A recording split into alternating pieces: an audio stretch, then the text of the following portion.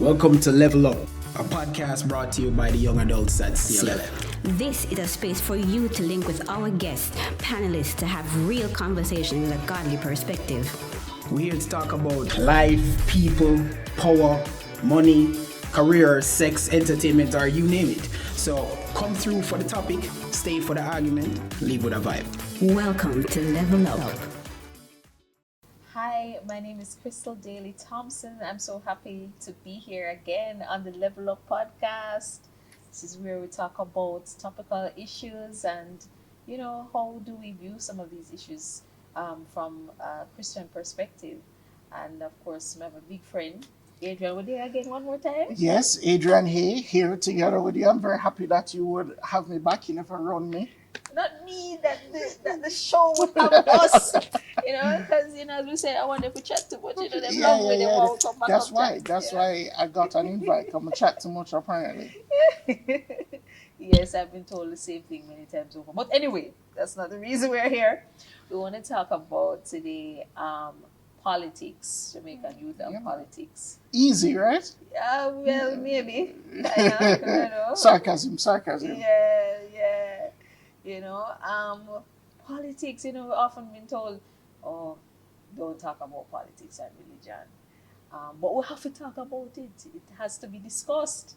It's right in front of our eyes, And I think what we want to shed some light on is if this new generation, if people are interested in politics and young people, we are millennials. Am I correct? I think so. Putting us on we just have to claim it. It's spectrum? fine. Whether or not them Right. accept us, Yeah. we claim it. So, right. So, so a lot of young people tend to have a lot of comments on social media, even during the local elections most recently. Yeah. Bro God moved now from Bro God to something else in terms of his description.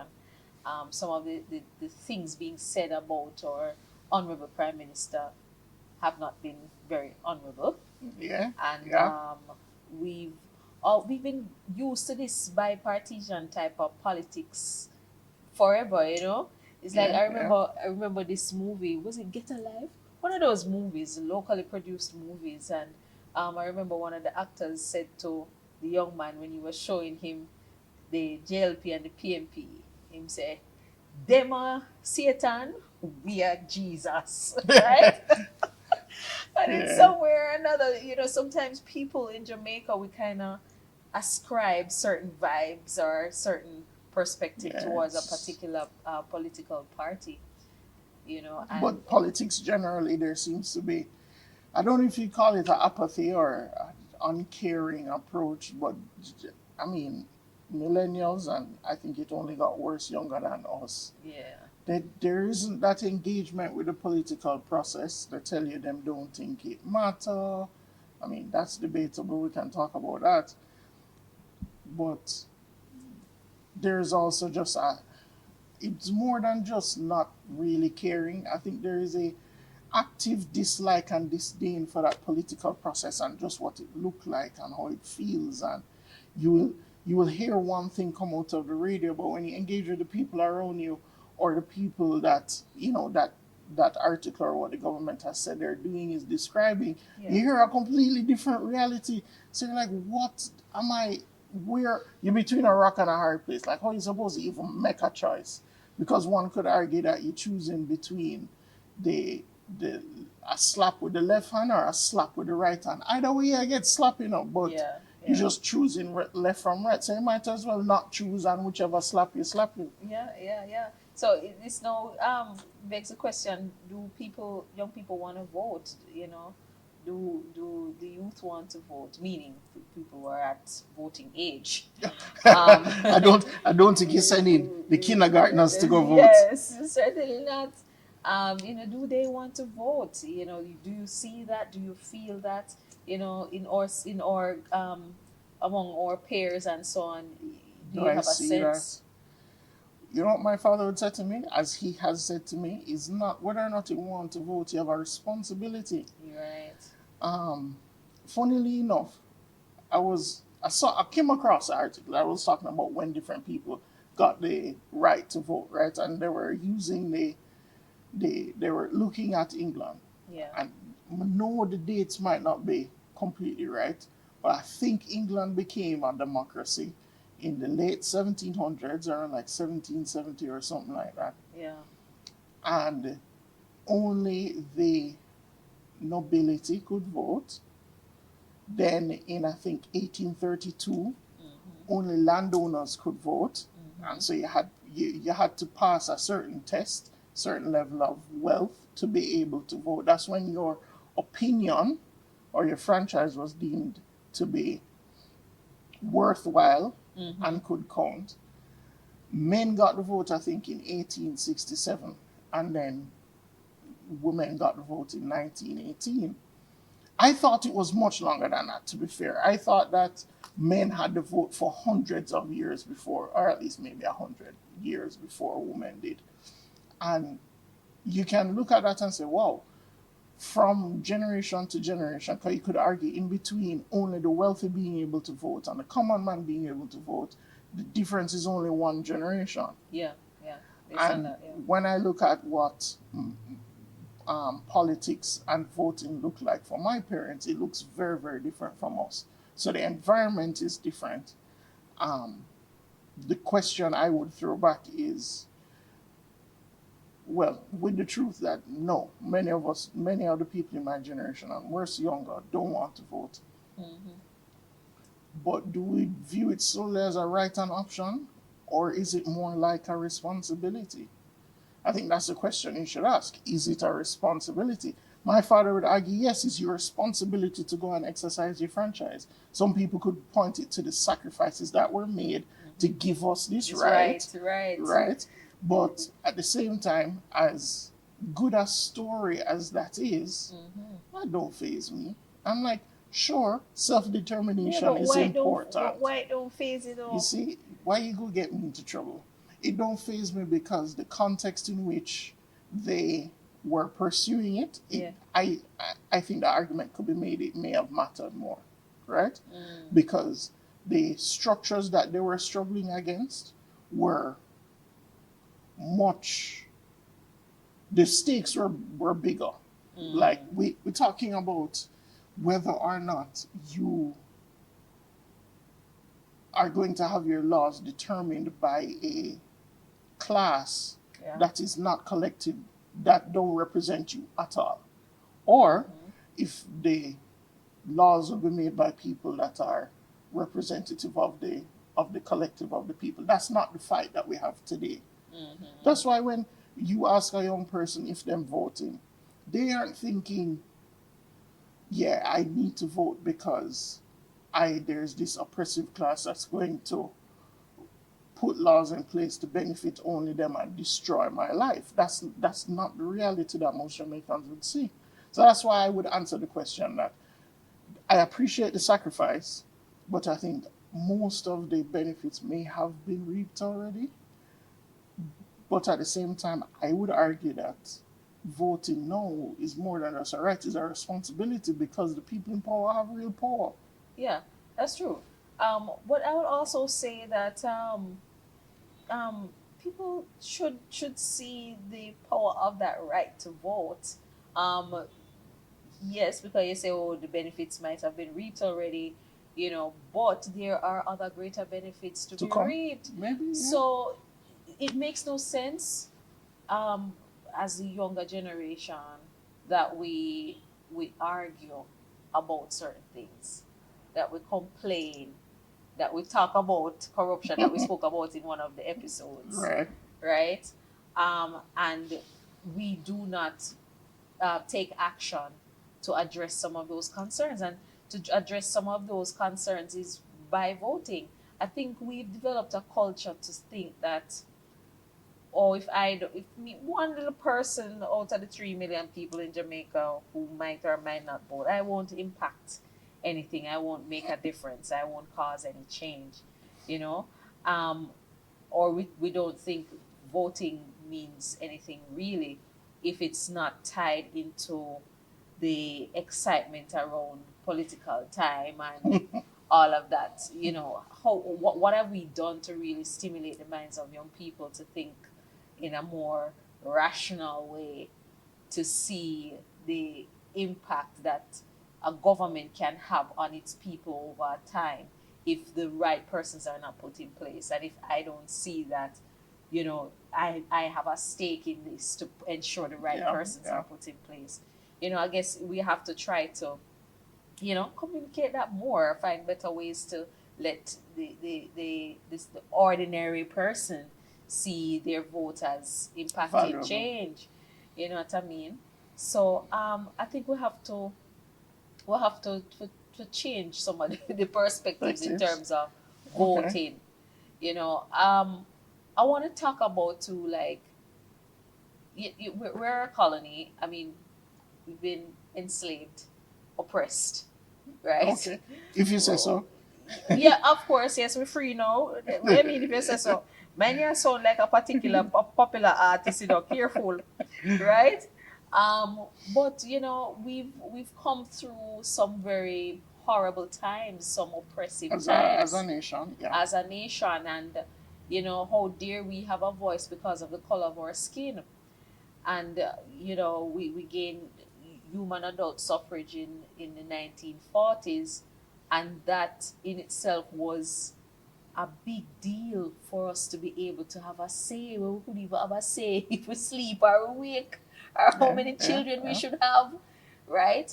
Or so, or if we should marry or not. Simple human rights we did not have, and to be given that opportunity to speak to who should govern us as Yeah, we yeah. exist is a big deal. So I think a lot of young people want to vote and don't want to vote, or are more so not wanting to vote than for those who don't want to vote, is because they don't understand the significance of their democratic right to choose who should govern, you know, the space that they live and exist in.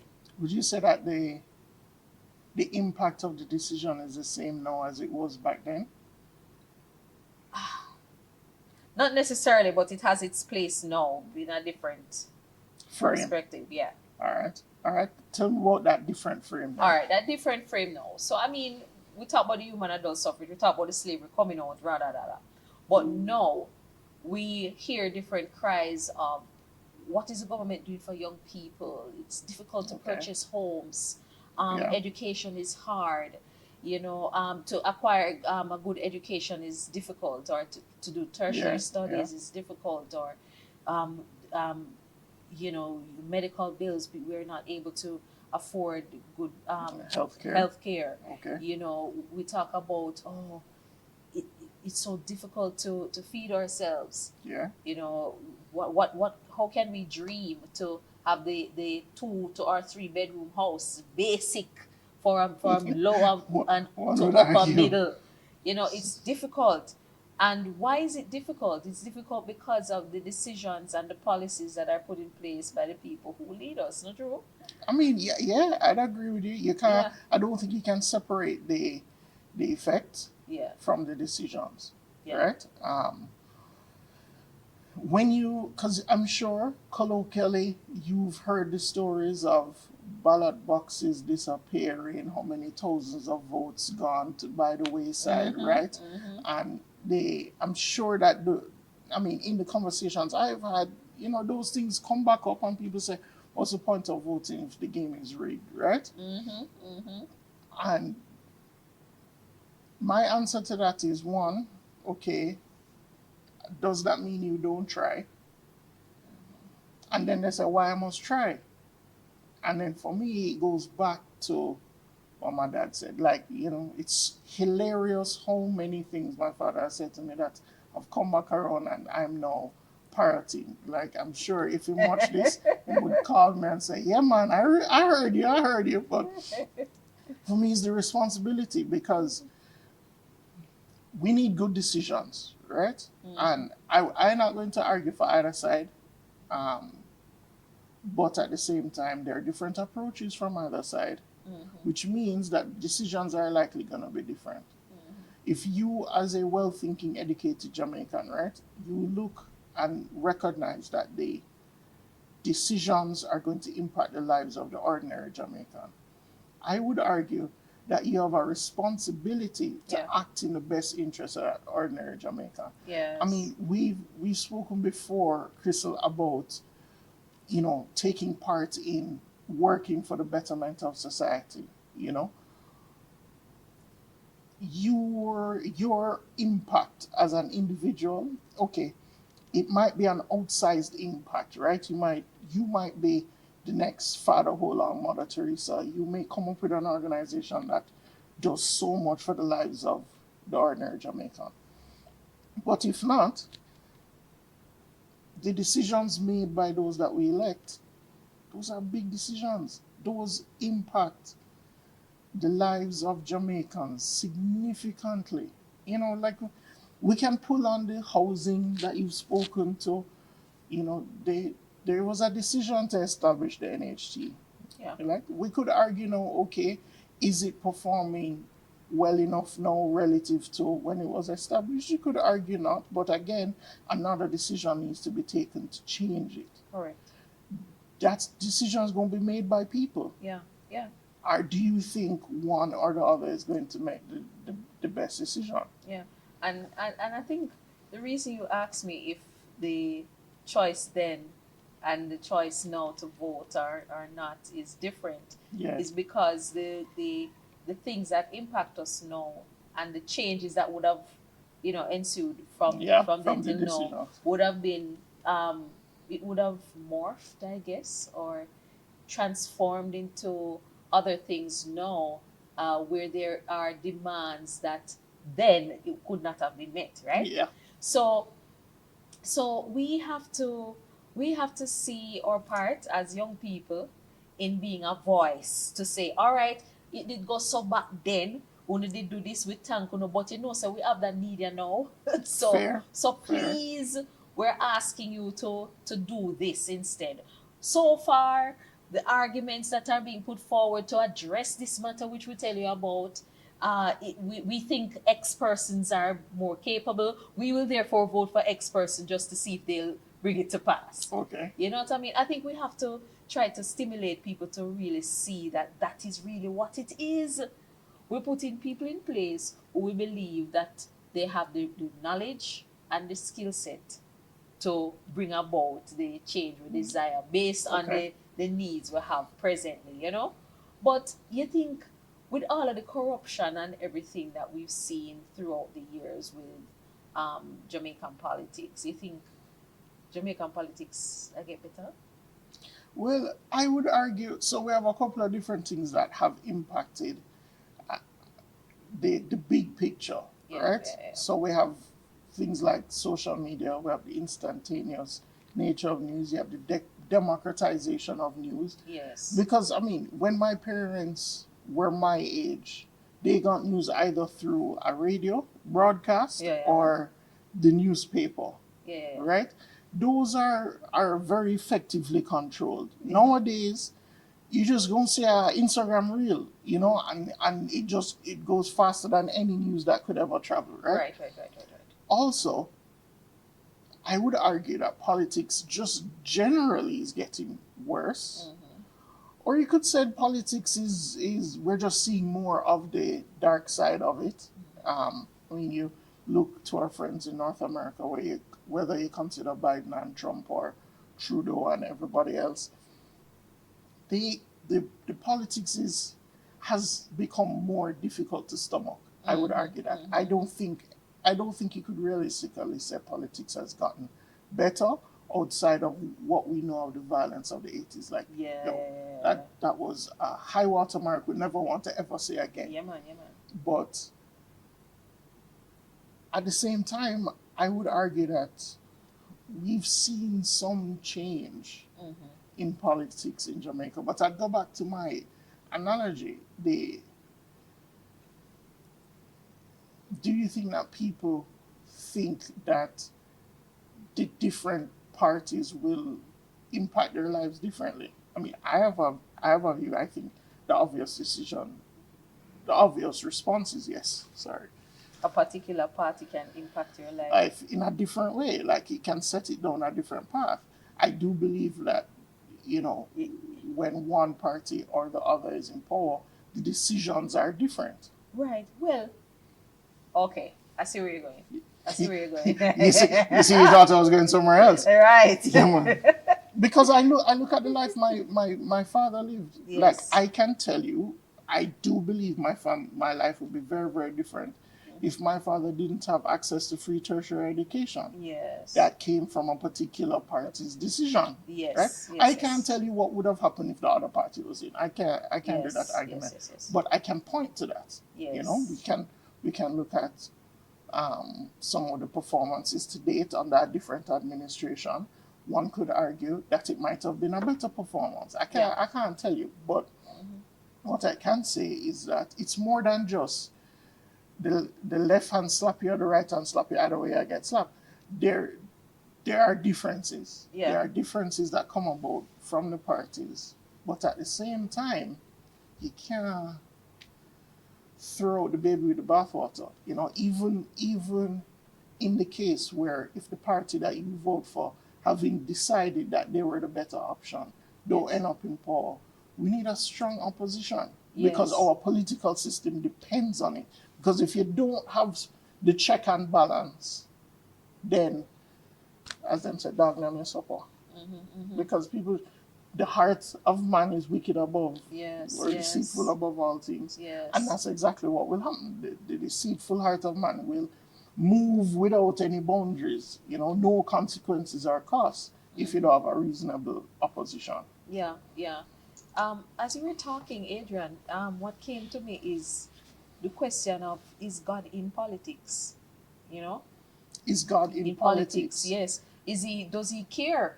Is he in the midst of it? Because we already established that politics can be quite corrupt, because everybody comes with their own agenda, and it's this desire for power and what you can get, manipulation of the people to feed your own desires, right?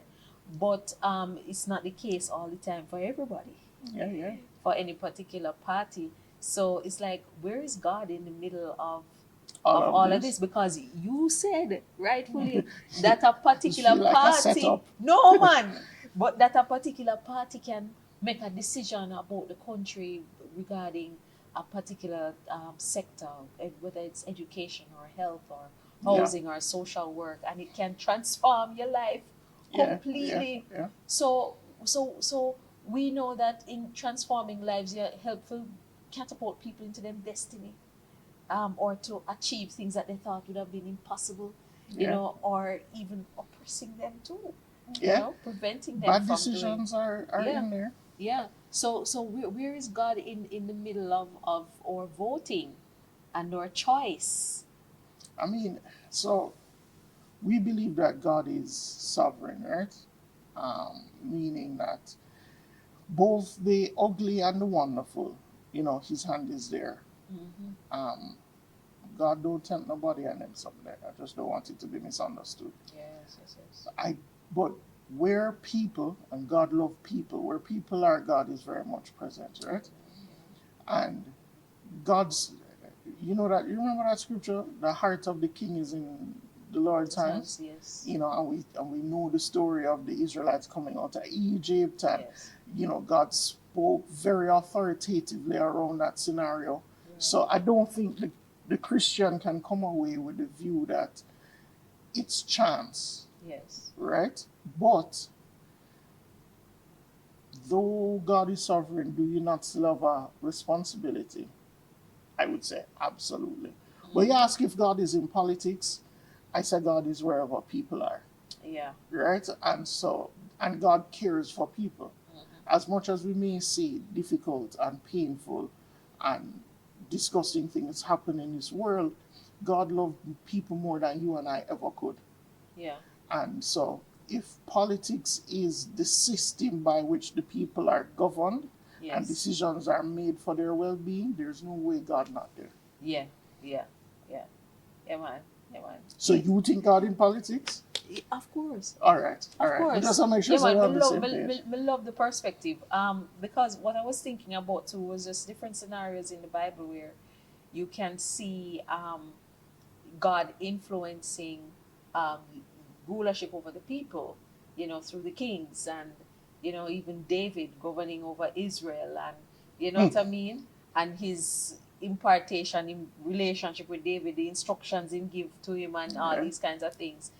Even at the time when there was no king over Israel, and it was just only judges, what I mean. But even though there wasn't any king, there were judges. It was a system of government established just the same. You know what I mean? And you can see that the politics has its place, and it's important. Like even when they tried to, the Pharisees tried to wrap up Christ, and he said to them, oh, they asked him, who should we pay this to? And he said, whose face is on the money? Yeah. You know what I mean? He said, give unto Caesar what is due unto Caesar, pay your taxes, do what you're supposed to do. Yeah. You know what I mean? So the Lord is all for structure and governance, So so I agree with your point, but I wanted us to highlight it so that we can really see how important it is for The us system is. not for us to separate ourselves, not even as believers. Believers must vote. And it's not about black or white. You notice me now call color. It's not about black or white, but it's about, okay, what is in the best interest of the people.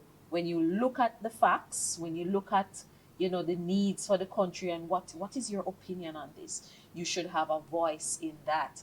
But it's not as how we have, me see it, we can't speak for you, right? Because we may have different perspectives. Yes, but, yes. it's not as how we have seen politics throughout our lifetime, where you see this kind of excitement around party and allegiance to party regardless, and die-heartedness to party, and all these kinds of things that exist in this country, in some of these inner city communities, the strongholds about who from me a color X and me a this, and some places you can't even go if you are wearing a particular color.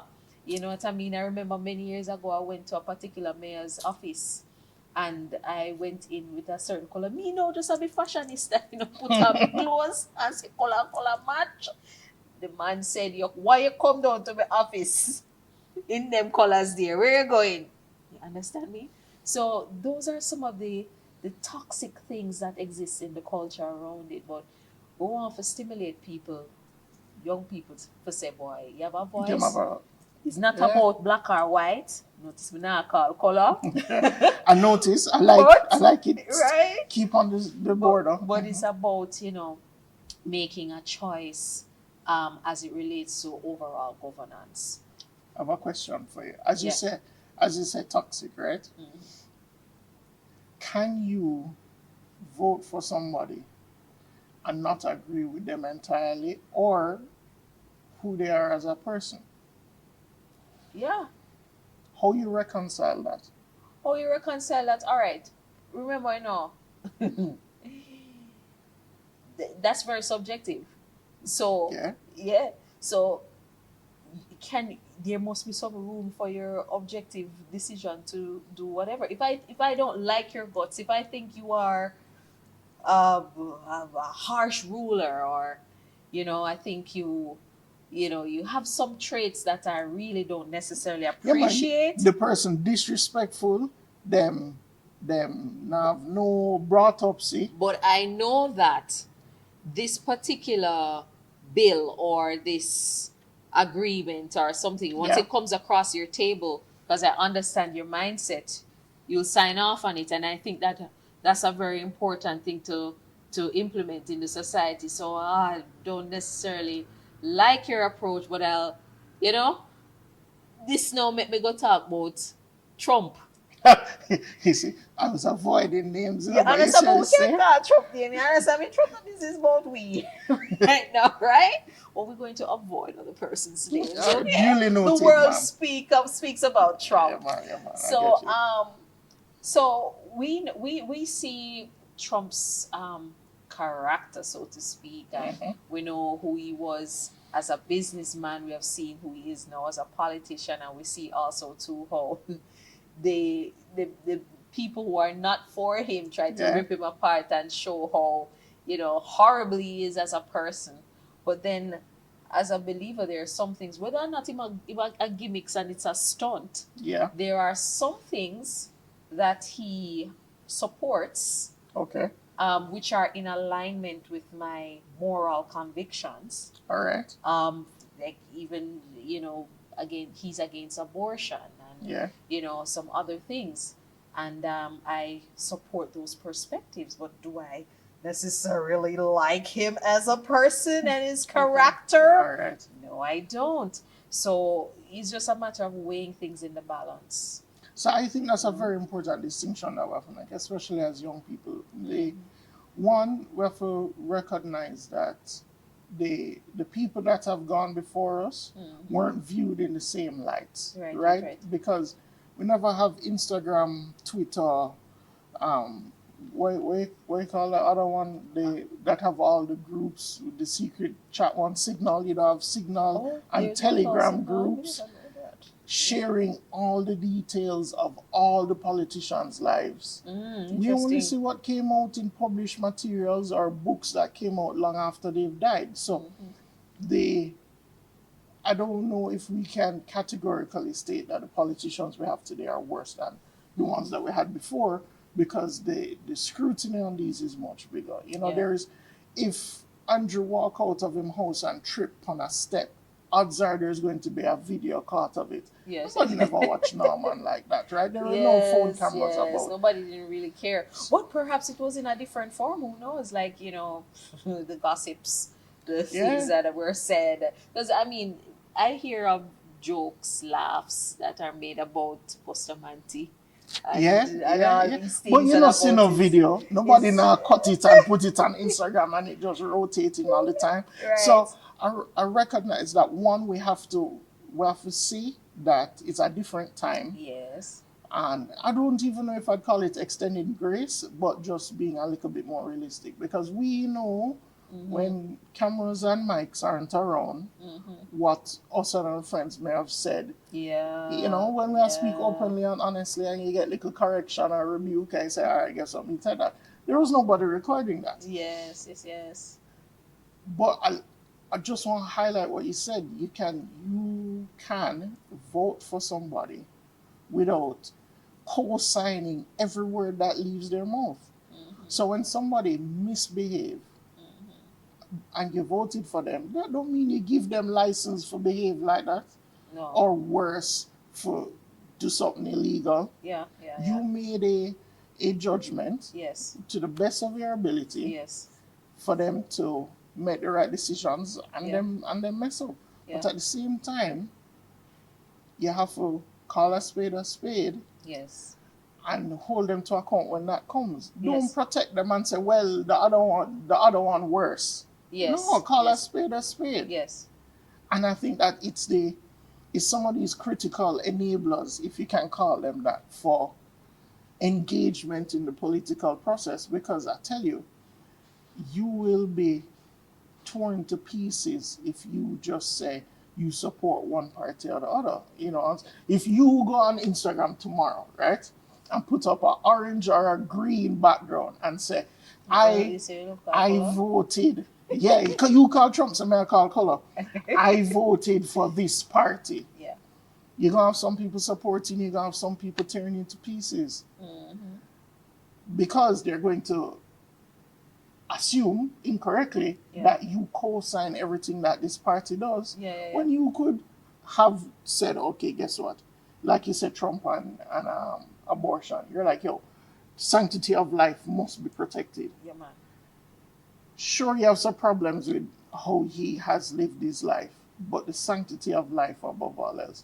Let's take the situation back. Assume that we were English aristocrats back in the day, and we had to make the decision on slavery. And the person coming forward to get rid of slavery was Donald Trump. You are going to say, no, I'm not engaging in the process because he's a terrible person, or I don't like what I'm saying, or them did do this, or them did catch him for that. When he has committed to signing the bill that will emancipate. No, I'm not trying to say that we must excuse everything. Yeah, yeah. Again, you have to make a reasoned opinion, but don't feel like you have to stand up and defend everything that the person that you voted for did. You made a judgment call. Yes. A difficult one, because you have all these options, all these decisions them have to make. Yeah, different moving parts. Yeah. So, and I agree with you. That's a very good perspective, because what I've observed in Jamaican politics, if a party comes and implement a particular thing, and even though I might not be in favor of that party Yeah. originally, and it has been working, and I'm seeing where it's benefiting me, and I'm like, wow, this is great. You may have the likelihood that the next party, if they were to win, they would not continue on it. Just undo it. They'll just undo it or just leave it like that. And we've seen where, and we understand when a party comes into power, somebody might be doing their job very well and they lose a job because you've been serving a particular party for however long they were in power for. Yeah. So you have to up and out because you could be an enemy in the camp. Even though you never say green or yellow, you just want to do your work. Yeah. You understand me? So I think we have to change our perspective in terms of how we make decisions when we decide to vote or not. Because again, sometimes we can be voting against something that works for us in our favor in terms of what we want. But we are blinded by, I just can't stand him or her, or him or her is ruthless, or wicked. the wicked man, the devil's spawn, right? Yeah. So we just have to be mindful of that. But do we think politics? You think you're like, you think your mother would have feel alright if one day you say, say, I'm gonna go into politics still, I'm gonna leave mainstream work. You think that's ethical? Some people love ball out and say lawyers are wicked, and them are lied because until you need one. Yes. The script about war unto the lawyers. You see, lawyers are wicked, they're not good people, them are go to hell. Right? But you're right, until they need one, Until they need one. I mean, there's a saying that they say capitalism isn't the best system of economic makeup, but it's the least worst option, right? I would say that going into politics, it would be my sacrifice out of love for my Lord and duty to follow what He has put before me. And let me tell you, it's not a nice road, separate and apart from what we see out there. It's a difficult job, and I don't think many people appreciate the difficulty in the job, two, the talent and intellect that it takes, and three, it's a thankless job. Like, you can't do it well, if you do your job perfectly, some will suffer, some will benefit.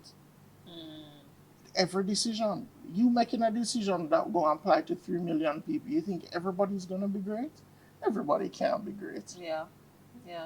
So what would my mother say? Yeah. My mother would say, I will pray for you. That's what she'd say to me. My wife would say, where you going? Yeah. Where you going? But I try to participate in the process. Voting is important.